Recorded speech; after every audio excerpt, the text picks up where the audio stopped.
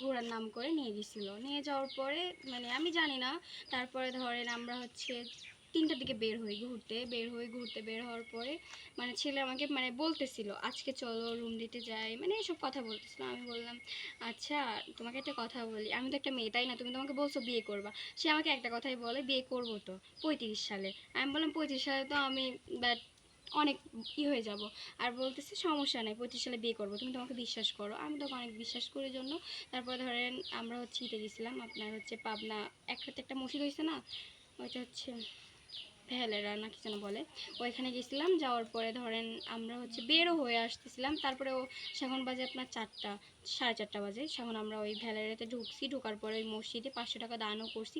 দান করার পরে ধরেন আমাদের কিছু ছেলে পেলে আর কি, যখন বাইক নিয়ে আমরা চলে আসতে লাগছি সেখন কিছু ছেলে পেলে আর কি ধরছে। ধরার পরে আমাদেরকে মানে টাকা দাবি করছে। টাকা দাবি করার পরে মানে ফার্স্ট টাকা দাবি করছে আমার থেকে, মানে ছেলে থেকে কোনো টাকা দাবি করে নাই। না স্যার বলছে মেয়েকে মেরে ফেলা হবে হ্যান ত্যান। তারপর আমার বোনের সাথে কথা বলা হয়েছে। তারপরে ধরেন আমাদের নেগেটিভ অনেক ছবি নিছে ওরা, মানে আমার ফার্স্ট টাইম নিছে, তারপরে ওই ছেলেটা নিছে। তারপরে ধরেন ওই ছেলে শুধু মানে মিটমিট করে হাসে, মানে যার সঙ্গে আমার সম্পর্ক না সে শুধু মিটমিট করে হাসে, মানে তার কোনো ইন্টারেস্ট নাই। মনে হচ্ছে কি আমি সেখন মানে একটা মেয়ে বুঝবে না করটা কে দিছে আর কে দেয়নি, অবশ্যই কিন্তু বুঝবে। আর ওরা এখন দোষ দিচ্ছে আমি নাকি দিছি। ভাই আমি যদি এরকমই দিতাম তাহলে বিয়ে করেই ছাড়তাম তাই না?